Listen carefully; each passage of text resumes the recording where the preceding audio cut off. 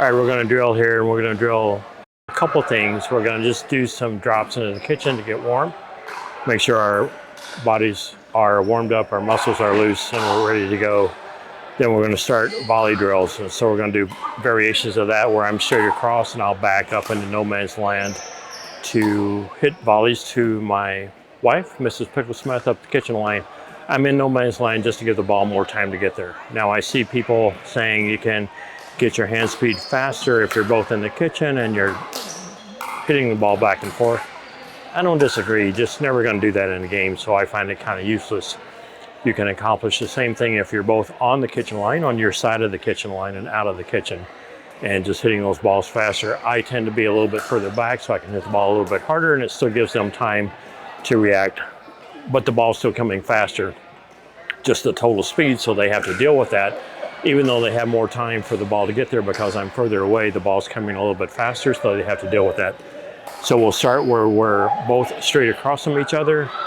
Then I will move over so that I'm hitting cross court to her. So she's still on the kitchen line, I'm back in no man's land. But we're replicating in a game where that ball comes cross court down the middle to her backhand side. So giving her repetitions on those balls coming to her backhand. It's a cooperative drill, so we want to try and control the ball back to each other.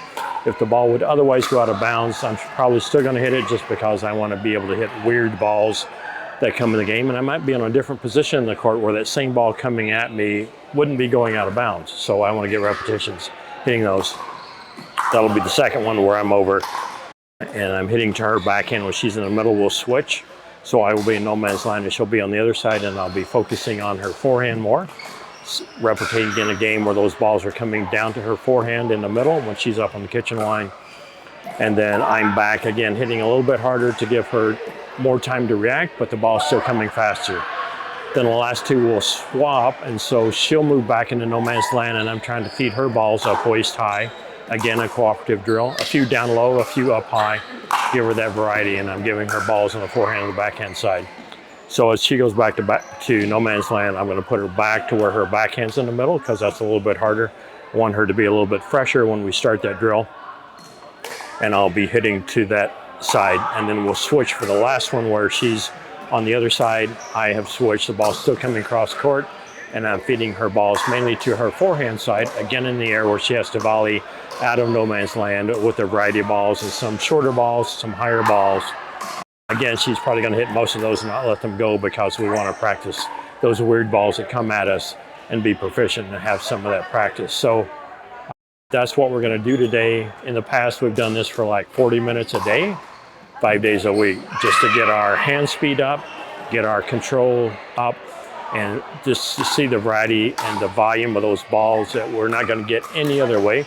So if we're playing a game, we're never going to get this many balls that quickly. And so with the next ball coming quickly, we have the chance to fix a problem. So we diagnose, why did that ball not go where I wanted it to go? And then try and diagnose that and fix that a second or two later when that next ball comes. Can I control this ball back and put it on the forehand side of my drilling partner over there where I meant to do it last time and it wasn't quite where I wanted it to be? So the more that you do this, the better you get. So that's why I'm a big fan of drilling.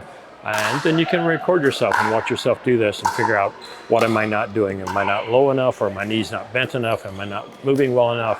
What does my form look like? Did I hurry on some balls? And you'll see when I get a slower ball that's a little bit higher bouncing, I'll take my time, focus on my mechanics, and try and get this ball back across the net, but low over the net. Still not trying to overhit it. It's still a cooperative drill. So that's what's in store. Here we go. All right, here we go. Just going to warm up. Going to warm up the same way we would in a game, meaning that we're going to get low, bend our knees, get under the ball. Everything we do for real in a game. So our drilling needs to mimic what we would do in the game. We want to move and not be very casual. Exert the same effort to get warm here as we would in a game. So if you need to start off a little bit slower until you get warm, feel free to do that. I've been coaching already this morning, so I'm a little bit warm.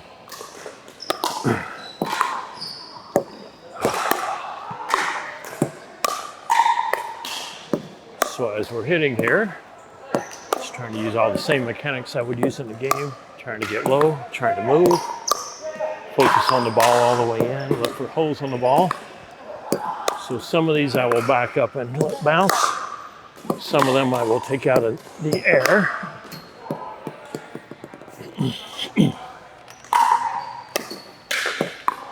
My forehand side, trying to get my non-paddle hand out to feel where that ball is. Trying to hit some of these shorter. Trying to hit some of these down on the kitchen line on the other side. Go to the heart. Misses PickleSmith's forehand and backhand.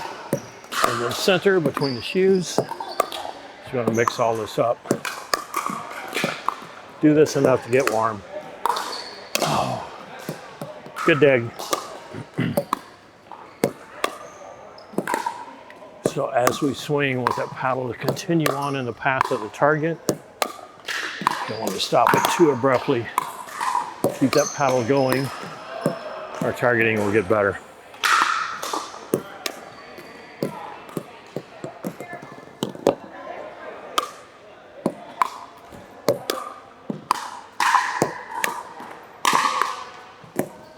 Get low on these balls like I would in a game.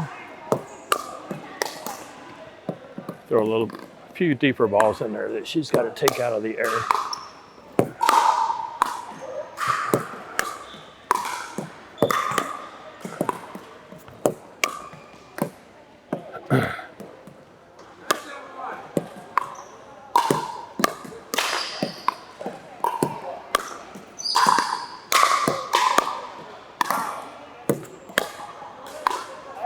Oh, sorry, I got distracted. I didn't see that coming. That was a good shot.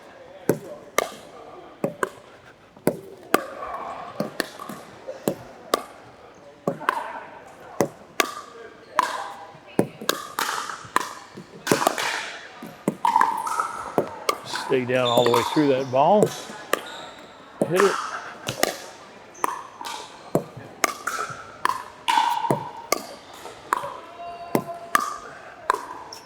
All right, that's good. I think I'm getting warm here, so we can go on to the drill. This wasn't really part of the drill. All right, good warm up.